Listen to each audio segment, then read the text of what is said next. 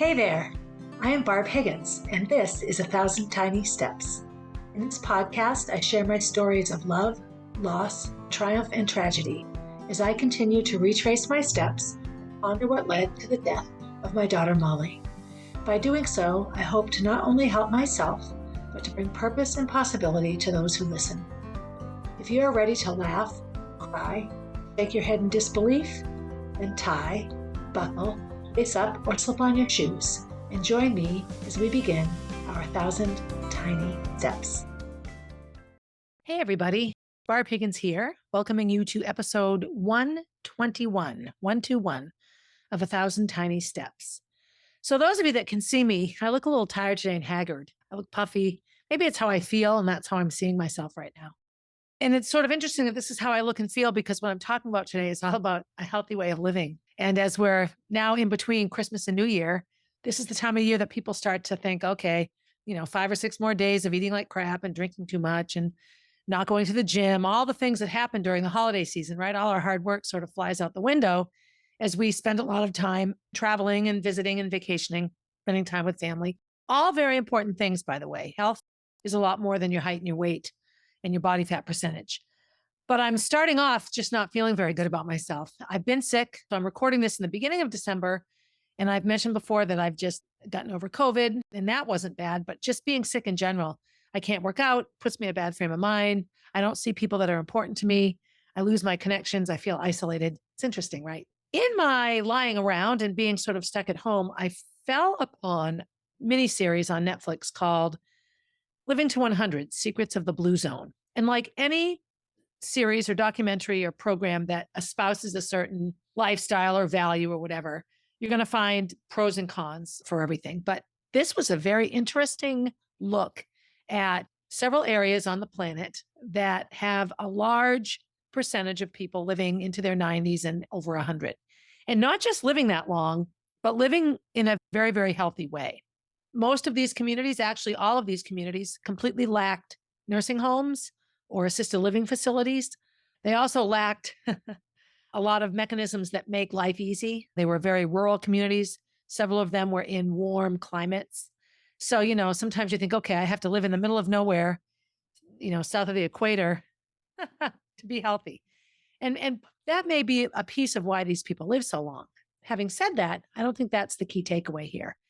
So as you all know, the whole purpose of my podcast, writing my blog, constantly searching for A, where I've gone wrong, B, where I should have turned left instead of right, C, what I wish I could unsay, D, what I wish I had back, and E, what the heck is ahead of me. All of these things drive a lot of what I do. I'm the consummate student. I love learning new things. I don't always intuit what I learn. I don't always follow what I think. Like everyone else, I have different levels of success and everything. But there were some key takeaways in this documentary that were interesting and important to me. And so I'm going to go through some of what they are. So as you're watching the documentary, there are only 4 episodes. Each episode is about an hour long. There's a chart that gets slowly filled out as you go along with key takeaways from each place. And then at the end, they sort of summarize from all of the key things that people in these different communities do. They summarize things that we all could do. And in fact, the gentleman that did this study chose a community in Michigan, a town of about 18,000 people, and I'll get to all of those details in a moment, to see if he could create a blue zone. And the city bought into it and funded the program, and they did a lot of things that generated community and all of the things that go into creating healthy living. Some of them were surprising to me, some of them not surprising at all. And when I look at the specificity of them, within each thing is plenty of room for every style of thinker, male, female, or other, religious or not religious, learned or not learned, whatever. It doesn't really matter what you bring to the table in a million different ways. All of these things apply to everybody. There were certain things that everybody did in every blue zone. So there were 4 areas of living that came out of all the different places that were looked. Move naturally, have a positive outlook, connect with people, eat wisely. These 4 things. So move your body, live in gratitude. I've been talking a lot about how much gratitude bugs me. Connect with friends and family, and eat wisely. So, under those headings are the following. So, move naturally. The healthiest communities did a lot of their daily tasks by hand. They didn't toss their clothing into a washing machine and push a button. They washed their clothes. Now, that's a remote community. All of these places, they gardened, they shoveled their snow, they swept their floor, they washed their homes. They took care of their lives. Their daily tasks involved movement. All of the communities had people that walked every day to complete their grocery shopping, to go to school or work, to visit people. Walkability was key. So do things by hand, garden, and walk. These were the three things. Notice it doesn't say join a CrossFit gym, right? Damn. All right. Then the outlook, underneath outlook, part of it was to unwind, that you have to build in to your daily routine, unwinding, taking a breath, sitting and thinking, doing nothing, just letting go. Follow some sort of faith. Now, let me be clear here. It didn't espouse a religion or a prophet, but all of these people functioned by having a sense of purpose. They functioned by knowing that they were alive on the planet for a reason. This has nothing to do with whether or not you believe in God, at least in my interpretation. Following a faith is like having a life goal or a philosophy under which you live. But it's important that you have something so that when you open your eyes, you know that you're a part of a bigger circle. And then to have purpose, that becomes pretty prevalent in the episodes. The next one is to connect. We're not islands. Even though a lot of these people live on islands, human beings are not meant to be alone. That doesn't mean if you're an introvert and like spending time alone, that you shouldn't be alone, but finding ways to connect with others that are like you, that you have a solidarity and camaraderie with, that will care for you if you need help and you can care for them if they need help, is a key piece to longevity. So family first. Now, my neck hairs go up a little here because not all of us are lucky enough to be born into families that make sense or that we want to stick around with. Family can be very loose here. Creating family, chosen family, is family. And it's important that you feel a part of a family. Partnerships, whether that's a spouse or a best friend or a loved one or a life partner, having a partner and having partnerships in your life. And then your right tribe. And your right tribe is your community. And a lot of these different communities have words for this. One example was it was in an Italian village.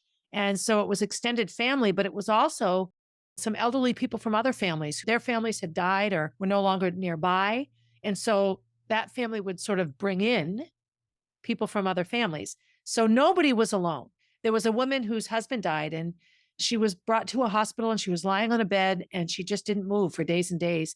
And her neighbors went and got her and brought her to their house and fed her and took her for walks. And she's vital and vibrant, and she's a huge piece of the functionality of their family. It wasn't okay for their neighbor to be isolated and alone. So that's your right tribe. And then eat wisely. So most of these cultures had a plant-based diet. They weren't necessarily vegan.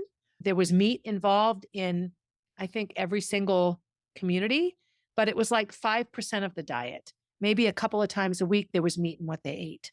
Most of these communities got their protein from beans and deep greens and other ways. Have a glass of wine every day. Now, everyone's going to go, yay. I will say the wine consumed in these communities by these people was not processed, did not have chemicals or additives. I don't think you could buy that kind of wine here. 2 of the communities made their own wine, and that's what they drank. But the point is, the wine and the health benefits in the wine was meant to help physically, but also the act of sitting down together. Let's sit and have a toast and share a glass of wine. Doesn't mean 5 glasses. It doesn't mean drinking a whole bottle. They don't overdrink, but every day they do have a glass of wine, a happy hour. And then moderation. This is under diet now, but everything is moderate. They don't overeat. They stop eating when they're 80% full. They have a well-balanced diet. They don't have too much of any one thing. Sometimes they eat what's available. So depending on the season, you might eat a lot of one thing at one time of year and a lot of something else at another. None of these places imported food from all around the world either. They ate what they could grow and what would function in their environment. And when you look at all the different food plans that exist in the American reality and the different ways that we're told to eat, sometimes you're supposed to eat for your blood type. There's one about eating for your nationality, where you come from, that if you're Italian, you process food differently than if you're German. And that very well could be. Evolution can cause changes in the body. And so evolutionary changes can be very specific to your nationality. That was sort of honed down into a power nine. And if you Google this online, you can find these. So the power nine was 9 things that went into living to be 100. So what the first one is downshift. So take a step back, slow down, stop cramming 50 things into your life. My Christmas present from my podcast editor was a shirt that says Jello time, and it's got like a Jello. It's the most amazing thing ever. And Jello time in my vernacular is letting yourself rest. That if you want the hard work to pay off, you have to sit and rest and give it time to work, to settle, to recover. And I'm the worst. I seldom have Jello time in my life. This whole moderation and downshift is very difficult for me. That's a huge focus for me in this power nine. Downshift. Take it down a notch. The second one is purpose. Have a purpose. If you look at religious teachings, every religion's major purpose is for its followers to know and love God and to live a life that exemplifies their love of God. I look at this very holistically, simply meaning have a love of all that God provides. So have a love of nature, have a love of your body, have a love of the people that you have around you, have a love of your bounties, love what you have and live a life that shows that you appreciate and love what you have. Very, very religious people will look at this as follow a list of rules and doctrines. Whatever it is, having a sense of purpose, the reason you wake up in the morning, maybe it's just to make sure your cat gets fed. Maybe it's to make sure your little shop that you sell the things that you make stays open. Maybe it's to make sure, that your mom and dad are okay. Who knows? We all have different reasons why we live. Maybe it's just to make sure you wake up and get to do what you want to do. And then the third one here is plant slant. So this goes back to following a primarily vegetarian diet, and not just vegetarian, but also legumes and beans and tubers and all the different types of food classifications that we have. Wine at 5. So that's the happy hour. Now there was a group, one of the groups in Loma Linda, California, that's a blue zone.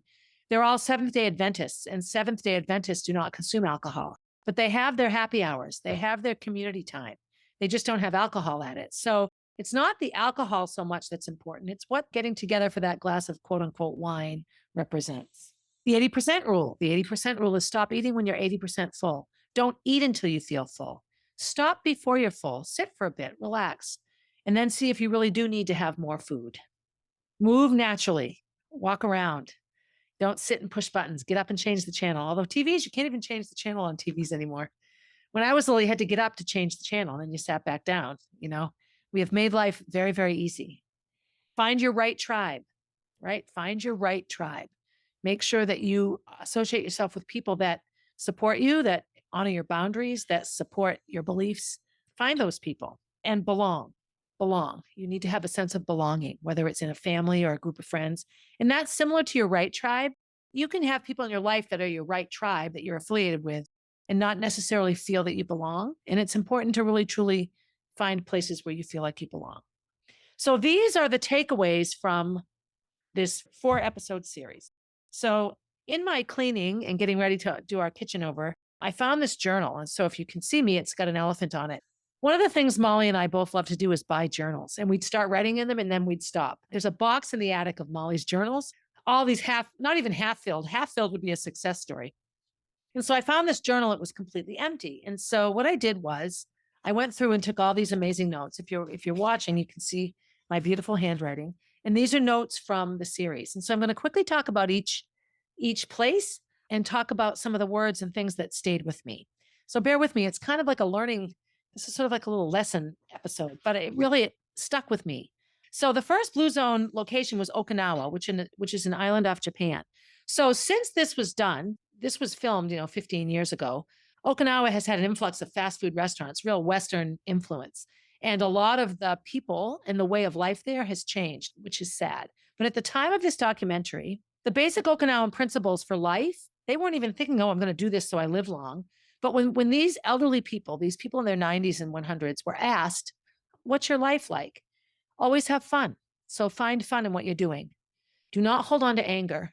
This is another one. I've been so angry for the past couple of years. I have to let this go. Forgive quickly. Laughter equals longevity.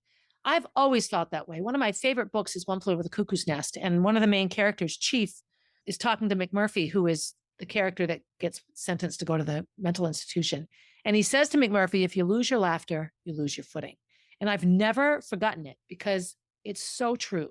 Levity and being able to laugh in the face of everything is important. Talk often. All right. I think I win this one. Make everyone happy. So, of course, that brings me back to Molly. I think my purpose is to make people happy.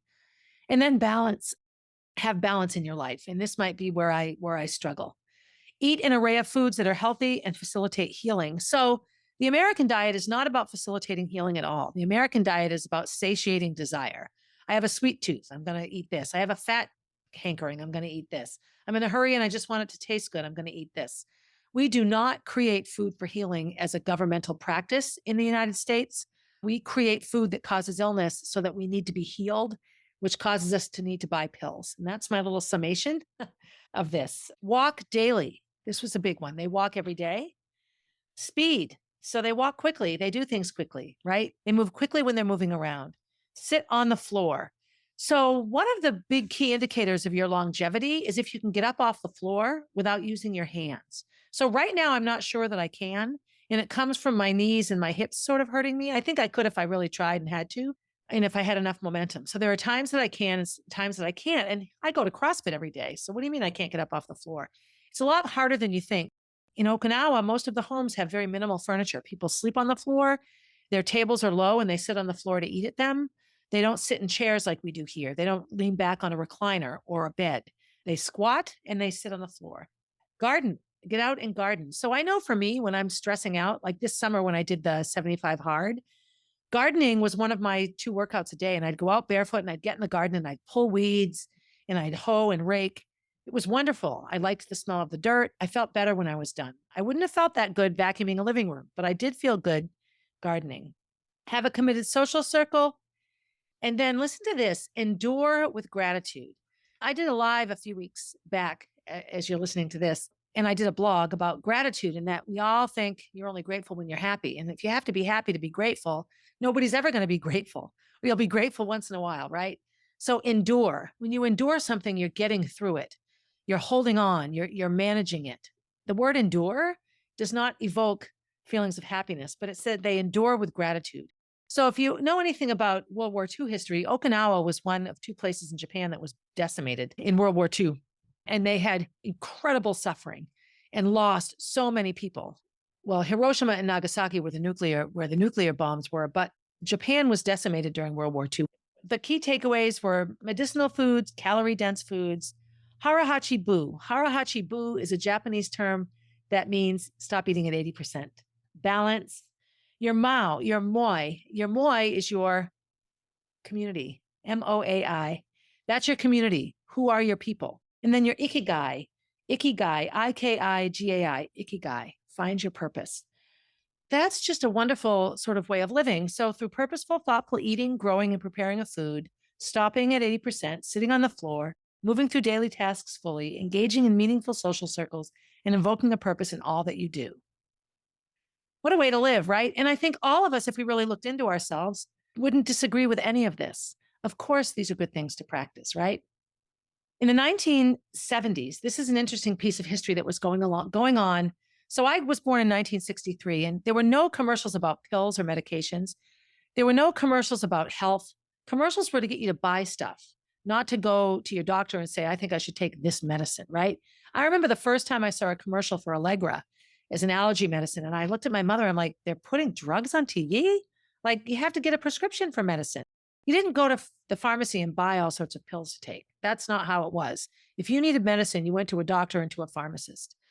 So in the 1970s, the Food and Drug Administration decided to add calories to food, that there was a certain amount of calories you needed to burn a day. And so if we put more calories in existing food, then people wouldn't need to eat as much. Except at the same time, we started offering larger portion sizes.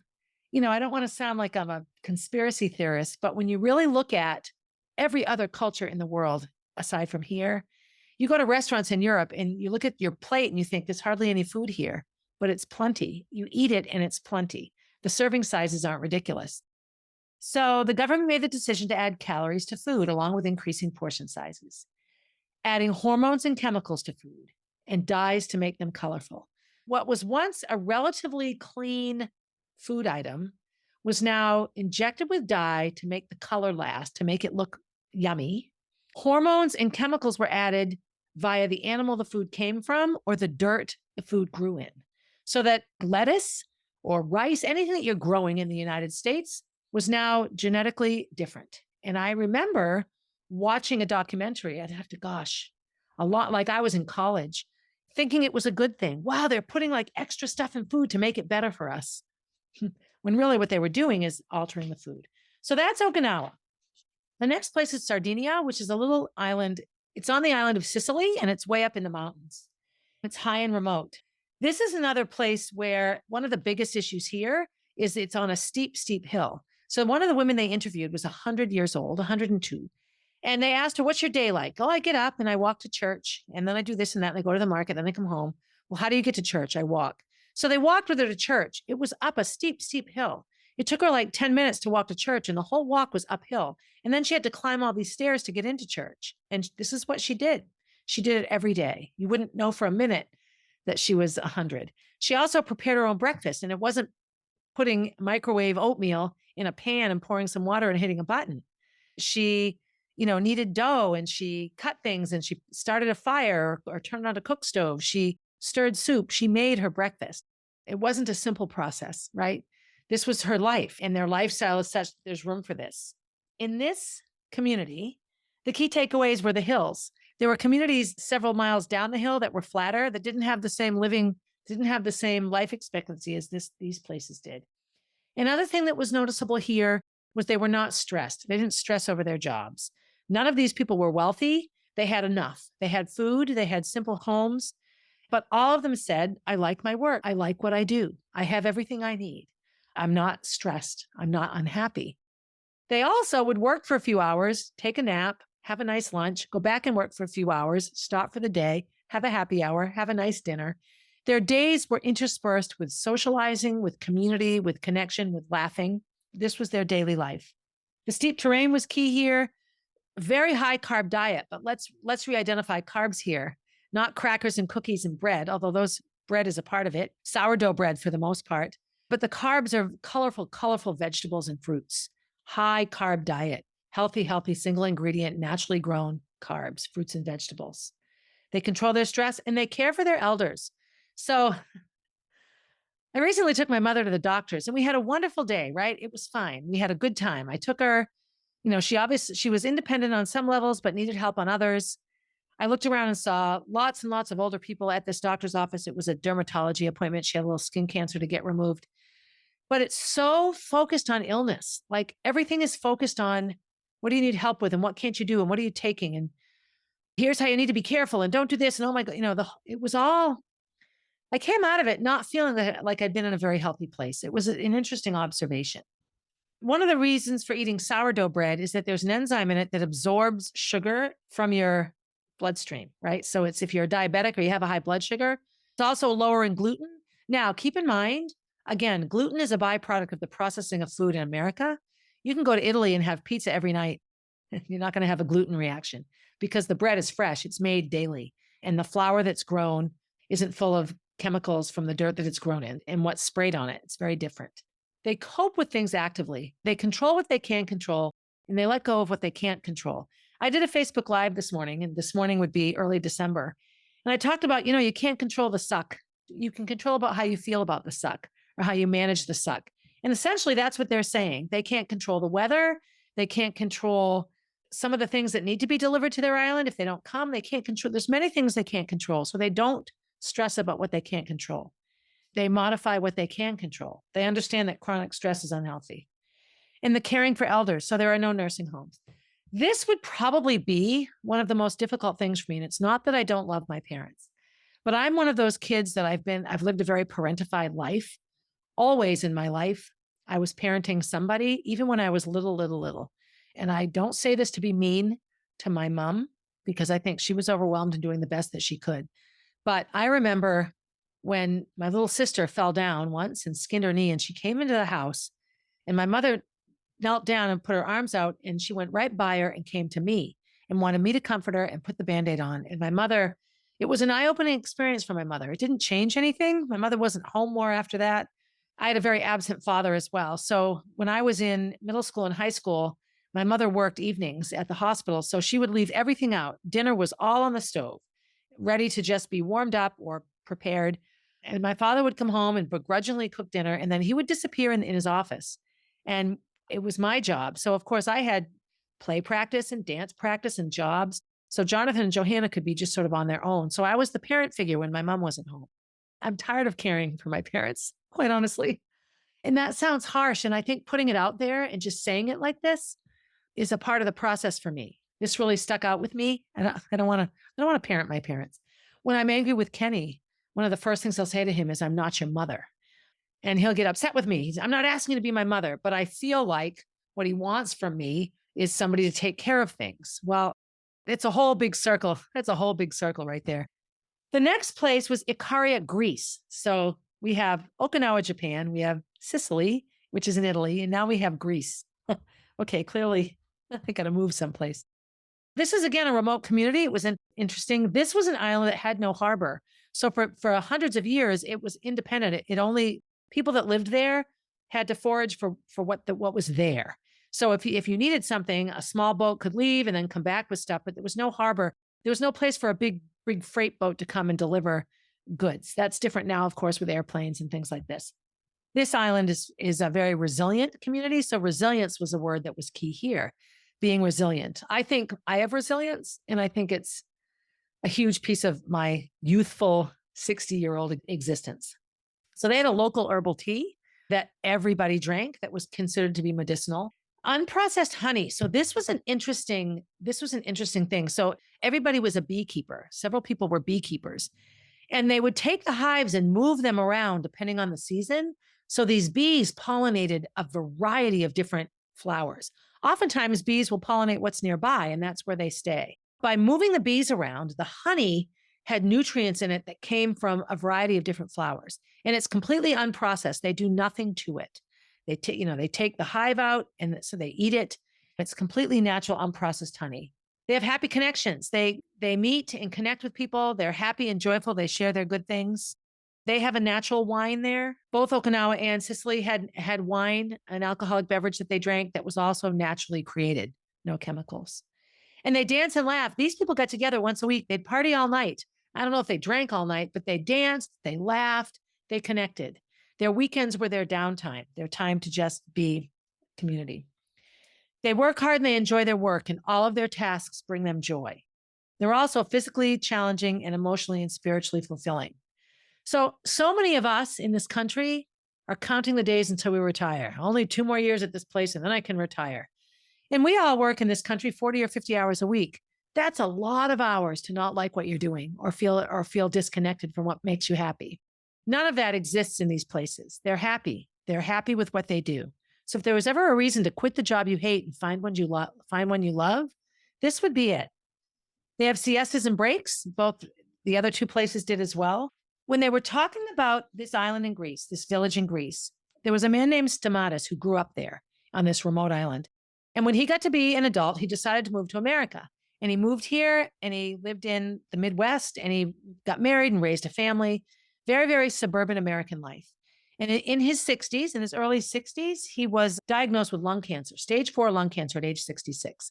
So he said to his wife, his American-born wife, I want to go back. I want to die in Ikaria. That's where I'll go to die. That's where I was born. That's where I wish to die. And he moved back to Ikaria. In this show, he was 102.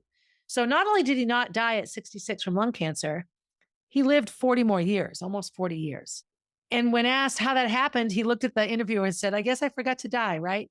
So what happened was he changed his environment. He changed the reality of his life. This is something that sat with me as well. A lot of my environment, my house, all the stuff in my house, everything has a memory attached or a feeling. It can be an environment that's not healthy. We did the Molly Bee basket at the Christmas show. And every year I say, okay, I need to start making my own Molly Bee gear because I don't have it. This is like probably 3 full years since I've had a really big Molly Bee merchandise sale.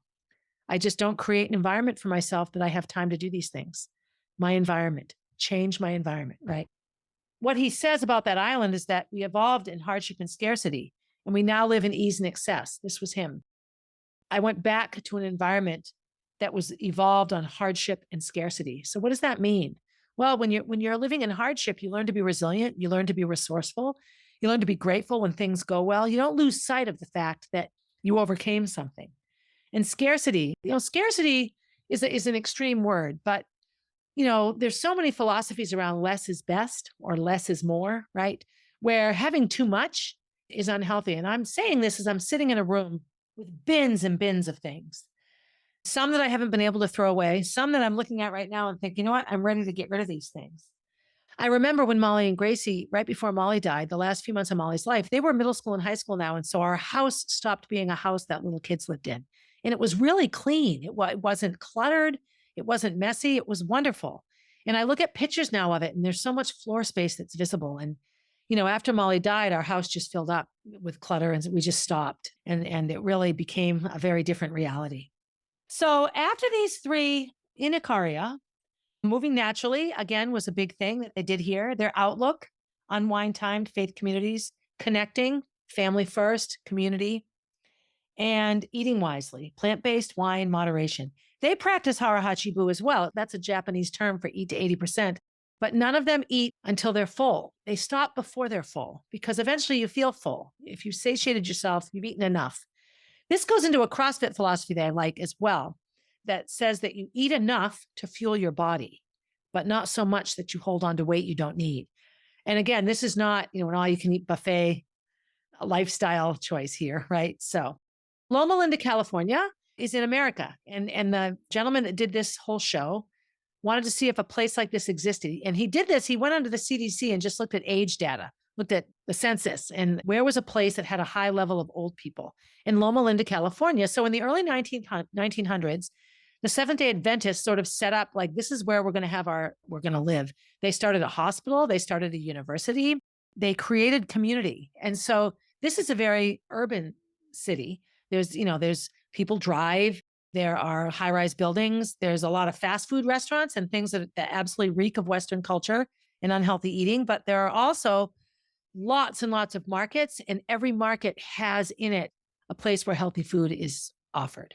What they do, their sort of key takeaways are volunteering. So when you're living in a little village and you work all day just to live, you're volunteering every day, taking care of your neighbors, having someone live with you that doesn't have family anymore, getting together and having wine. All of these things are forms of volunteering. You're sharing yourself, right? So the Seventh-day Adventists create ways to volunteer. They run food banks. They collect clothing. They do all sorts of things to serve people in their community that need help. They go to nursing homes. They take people for walks. They read, that sort of thing. They also follow a plant-based diet. Again, not completely vegan or vegetarian, but for the most part, they don't eat meat. They're very strong in their faith. They don't eliminate other people from their lives that may not be Seventh-day Adventists, but they're very driven by their beliefs and their spirituality. And again, they have their right tribe. They exist in a place that meets their social, emotional, and physical needs. They're well. They're in the right place. So they have group fitness activities. Pickleball is big there. They have active social activities in groups. They do things together. They meet to go for walks. They feel that good health is just as contagious as bad health. That if you're living a good, happy life and you emanate that's going to be contagious. People are going to pick up on that and want to participate. They're culturally remote, meaning they don't spend a lot of time on TV. They don't spend a lot of time on social media. They spend a lot of time out and about connecting with others. And the pillars of their religion are physical activity, volunteering, serving humanity. And a question they ask themselves is, do you want to be dormant or productive? That's interesting. That's just interesting. Nutrition is key for them as well. They eat a lot of nuts and seeds, greens and beans. They do not eat a lot of meat. They don't drink alcohol here.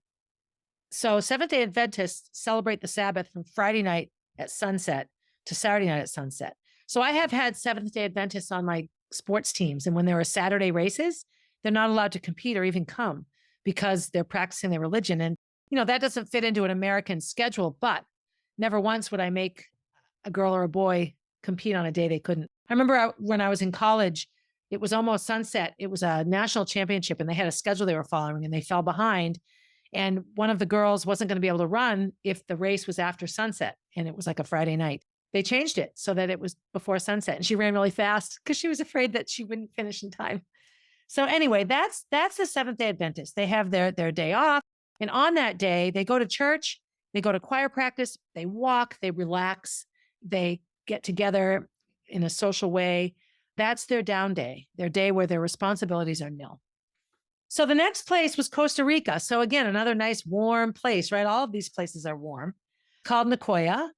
And the major thing that came out of their lifestyle is a phrase called plan de vida. And plan de vida is sense of purpose. All daily tasks are done by hand. Again, another place where you get up and you make your bed and you sweep your floor and you wash your windows and you do these things. You don't hire somebody else to do them. One of my favorite CrossFit classes has a woman in it named Joni, and she cleans houses. She is so fit. Oh my gosh. I don't even know why she thinks she needs to come to a gym, but she's wonderful. But she'll say, you know what? I scrubbed this all day. I don't need to do arm stuff today. And I'll mix up the workouts for her. They have planned leisure time in Costa Rica. They have a siesta. They have family time and friend time. They have a time where they slow down.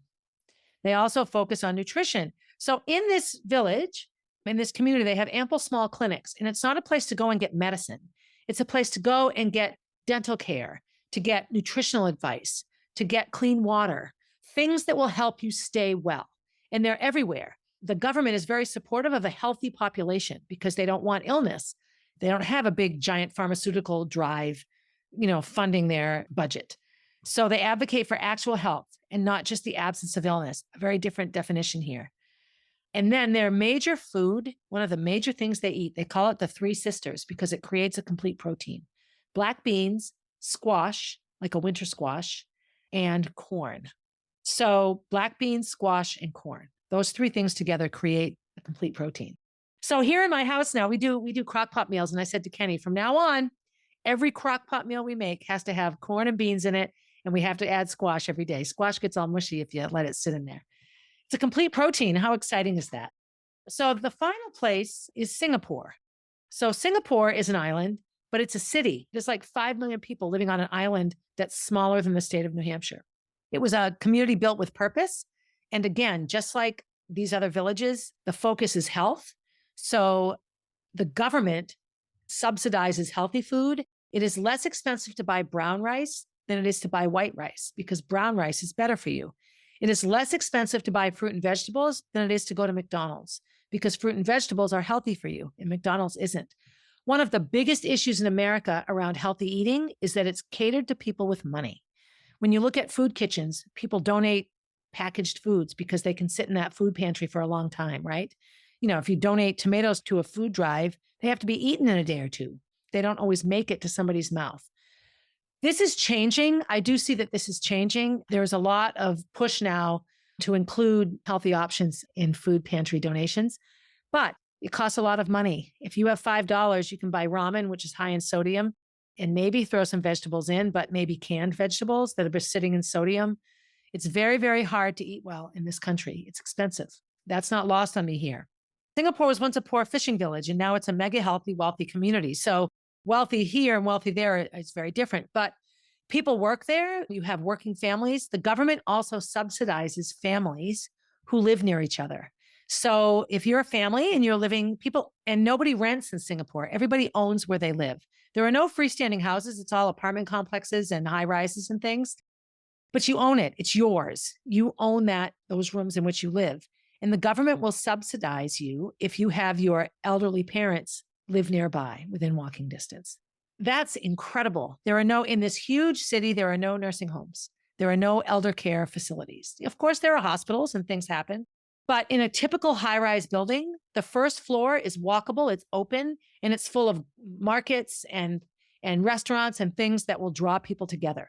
The second floor is always healthcare so that it's easily accessible. Healthcare is free in these places as well. It's all government subsidized. And then the floors above are living. And so elderly housing, if there is elderly housing, this is what it looks like. And the rooftops of these buildings are gardens, trees, grass, paths. They create nature in the middle of a city here. It's a city. So people do definitely drive, but it's a completely walkable city. There is no living abode in Singapore that isn't within walking distance to a health clinic, a hospital, a school, a place of work, a restaurant, a market. And on these walking paths and in these parks are exercise stations, places that you can stop and work out, do some pull-ups, do some sit-ups and push-ups. They don't need to move meaningfully in this community, right? It's a modern society. So a lot of everyday modern conveniences take away the natural movement they would get. So what does Singapore do? creates ways that people can easily exercise. A lot of the community events are dance classes, square dancing and ballroom dancing, things that get people together to move and to be healthy. So when asked how they stay young, work hard, be honest, stay humble. Activity is key. Sounds repetitive, doesn't it? They're doing the same thing place after place after place. There's a saying that came out of this particular society, and it says, policy is implementation, implementation is policy. So it's wonderful to talk about things, lose weight, be healthy. That's one thing. But implementing a policy that allows that to happen or creates opportunities for it, that isn't just injecting yourself in the stomach with a needle so you can lose weight and still eat like crap, implementing policies and then implementing the policy becomes the way you live is key to health in these places. Health is health, not absence of fitness. Chronic illness is treated with giving people the means to help themselves. Chronic illness isn't giving somebody a pill and saying you need to be in the hospital or maybe you should move into assisted living. They give you things to do that will make you healthy so that you can care for yourself. I said before, they subsidize healthy foods.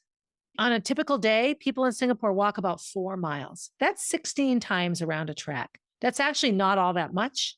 I could probably walk 4 miles in an hour, maybe 15 minutes a mile. If I walked briskly, probably an hour. So there were some statistics that followed, and then I'll get into the community that this gentleman created here in America. In 1922, 70% of widows or widowers lived with their families. This is in the United States. So 70% lived with their families. In 2023, 70% of widows and widowers live alone or in assisted living facilities.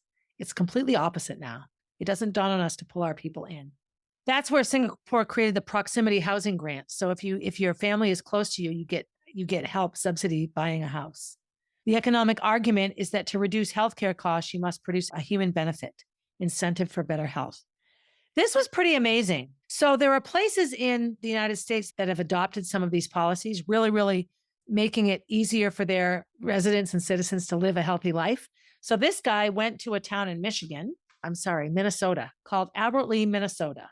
And he wanted to know, can we create a blue zone? So he went to government leaders, city leaders, and laid out all this data. So they had a town meeting and they put it on TV so people could see it. And they talked about would the city be interested in trying this? And they said yes. So this was hundreds of thousands of dollars. The first thing they did was notice that the downtown was failing. Nobody went down there. Everyone had to drive. In America, we created suburbs, which creates a reliance on cars. If you live out in the middle of nowhere, you have to get in your car to do everything. If your car breaks down or you can't afford a car, it just created isolation and dependence on money to pay for things that were required to live, okay? They built all these walking trails. They changed roads to walkways. They narrowed roads and widened sidewalks. They created parks when they saw empty lots so that all the major neighborhoods of this town, of Albert Lea, could walk downtown. They created volunteering. They did citywide volunteer efforts and people could sign up. Another thing they did was the people that came in and did this created random groups of people to meet once a week to walk. You didn't sign up to be with your friends. You got put in a group with people you maybe didn't know. And what they found after a year is that these were people's friends now. They had cultivated friendships with people in their groups. And that the groups, they still walked with their assigned group, but that what they did was they created other groups. And now people are really creating communities for themselves. They went to grocery stores and they revamped the grocery store so that the healthy food options were right there when you walked in and that they were less expensive than non-healthy options. They created an environment where people could really take hold of their lives and work together and do well. And after several years of this, life expectancy went up. And they charted this by questionnaires that people did. And what ended up happening is life expectancy increased in this town. I have no idea now what that's like. I remember I was mentioning this to somebody in a conversation like, oh yeah, they debunked all that. Okay, well, I don't know how you debunk eating well, having a community, being happy. I don't know that there's anything to debunk. This was an incredible experience for me. And I think one of the reasons it stuck with me is that I am a firm believer that there are so many things we can't change, that if we can focus on the things that we can change, then we can have a measure of happiness that we might not have. I'm going to go through what I started with, and I'm going to give one example of something that I can change to bring this into my life. So the first one is move naturally. I can walk more. I use my car because I'm always in a hurry, and some of the places I go are far away, and now it's crappy weather and it's winter. When I was doing the 75 hard, I made a point to walk every day. Sometimes that was my second workout. This is something that I can put back into my life. I live right near a park, which is 1 mile around. I could just go out and walk around that park once or start running again, but move naturally. So I do the laundry here. I pick things up. I go up and down the stairs. I do quite a bit of moving in my life. I'm not sure how I would add more movement in. I'm pretty good there. Finding my right tribe. So I belong to the Baha'i faith. And for me, there aren't a lot of Baha'is around me that I live near that I have a lot in common with or would socialize with. I haven't gone to a lot of Baha'i events. Again, these aren't things I can walk to. When I grew up on Essex Street, there were like 4 Baha'i families on Essex Street. So every Baha'i event that occurred, I could walk to. And I miss that. I really do miss that. There is a Baha'i school in Elliott, Maine called Greenacre, and they have wonderful events. And that's something that I could reincorporate into my life. Also, my friend Polly is a Baha'i. We don't spend nearly enough time together. So that's something I could do right there, finding my right tribe. My CrossFit community is an incredible right tribe for me already. CrossFit philosophy just matches so much of this. So I feel that between those two things, I have a right tribe. Sense of belonging, I have to be honest, I don't feel like I really belong at all. Like I'm on a school board, and I know that there are people on that school board that hang out together. They're friends outside of the school board. The school board meeting will end and people will get in these little groups and start chatting, and I'm not in any of those groups. And maybe I'm oversensitive to it, but I do know that I'm excluded from a lot of those conversations. I'm not sure I really care, but there are times when I just think, okay, whatever. I know that, I have a 2-year-old, and most people that have 2-year-olds are young enough to be my children or even my grandchildren. So I don't have a big mom circle like I had with Gracie and Molly. And I didn't have a huge one then. So finding a sense of belonging will be a challenge for me, but I'm going to work on that. Downshift. Jello time. This is something I truly need to do. And sadly, one of the things I do when I downshift is play on my phone. That's a terrible way to downshift. I think what I need to do is downshift and either read or maybe just go for a walk. Maybe that's when I walk, when I'm having my downshift time. Maybe I invite someone to walk with me. Maybe I write someone a letter. I'm trying to think of ways that I can just downshift and relax, and not be so stressed. Purpose. Do you have a purpose? Do you think you have a purpose? If so, what? So I know that right now I feel like my main purpose is to keep Molly's legacy alive and to be of help and assistance to other mothers who lose children. So I feel that I have a purpose. I think sometimes I let my purpose become detrimental to myself. I have children. I have Gracie and Jack. Those two are a huge reason to get out of bed every morning. So I feel pretty good in the purpose department. Plant slant. So I did say to Kenny, now Kenny's a transplant recipient, kidney transplant, and I was macrobiotic for a while when I got real sick, and that's a very vegan diet. I have to tell you, the amount of energy it can take to digest certain foods can play a major factor in health. So I would love to eat less meat and eat more plants. I notice at the end of a given day, I don't eat enough fruits or vegetables at all. On a typical day, I have 1 serving of vegetables with dinner. I have an apple and a banana and some blueberries often, and that's it. And that's not enough at all. I should have a big salad for lunch. I am not eating greens like I should. So in terms of dietary, I need to definitely put greens into my life. Wine at 5. So I've straddled the alcoholism fence my whole life, and my religion espouses no alcohol. It does acknowledge that it can have medicinal purposes. I've never been a big fan of wine. And I think probably the least healthy thing Kenny and I could do is have a cocktail hour together on a regular basis. We just too easily slide back into alcoholic drinking. We've had drinks. So I'm recording this in early December. I'm sure by the time this comes out, we will have had drinks again. This is a tough time of year. And sometimes I'm just, I can't fight it sometimes. I will say for the first time ever, we've had drinks 3 or 4 times now. And every time we've stopped before we've had too much. That's huge for us. Always 1 or 2 drinks. And then we want 1 or 2 more. Go get more, go get more. And we go get more.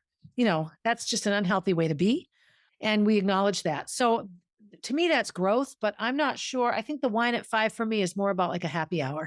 And so many of these things are easier when the weather is nice, when it's not dark at 4 o'clock. Everyone's in their homes. So maybe I have to create that in my home. And then the 80% rule. This isn't a problem for me. I eat because I have to, not because I like to sit and enjoy eating. So I don't typically overeat because I don't want to waste time eating. Doesn't that sound terrible? When I was following a macrobiotic diet, that's a very, very precise way of eating. And you have to sit, you have to chew your food thoroughly. You have to have no distractions. Soft music is okay, but you have to eat purposely and purposefully. And I had a struggle with that because I just wanted to eat and be on to the next thing. Jello time, right? So I think I can do it. This has been a lot of information, but the key takeaways here for me is mind, body, spirit, that we have to take care of our heart and how we feel about ourselves. We take care of our brains and how we process information. We have to take care of our body and make sure we feed it nutritional things so that it functions well for us. And we have to take care of our essence, the bigger picture, how we fit into the world and why we're here and what we're supposed to do. So this wasn't a story. I hope it wasn't too boring for you. I absolutely suggest that you watch the series, even if you don't take anything from it, even if it isn't at all how you think or feel. I learned so much. And the other really fun part is I got to look at a lot of really old people with their little toothless smiles, laughing and sharing their knowledge and wisdom. We live in a culture here in America that disparages old people. There was just a political campaign here. I've talked about this before. And the young new people that just moved to Concord that think, all these old people that lived here their whole lives, they need to be move along.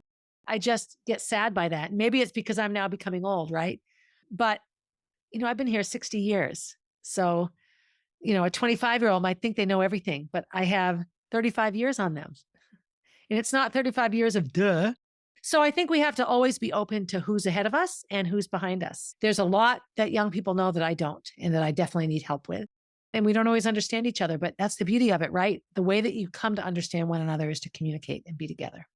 As this comes out, it is the day after Christmas, I think, December 26th. So I hope your holiday was well.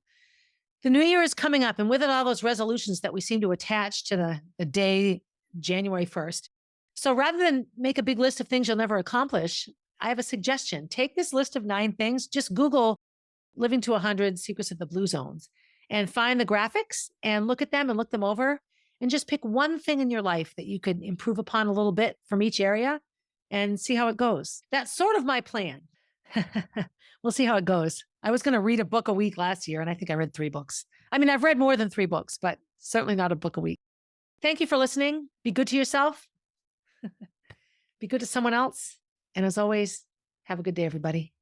Hey, thanks for listening and supporting the podcast. Feel free to leave a review and share my stories with your friends. Please reach out with your own stories, as I love connecting with my listeners. If you would like to get to know Molly, head over to mollybfoundation.org to see what she is all about. If you want to see what I'm up to next, you can find me on Instagram at barb_444, on Facebook as Barb Higgins, and at my website, 1000tinysteps.com. And while you're there, sign up for my newsletter, a weekly way to find out what's up in the life of Barb Higgins.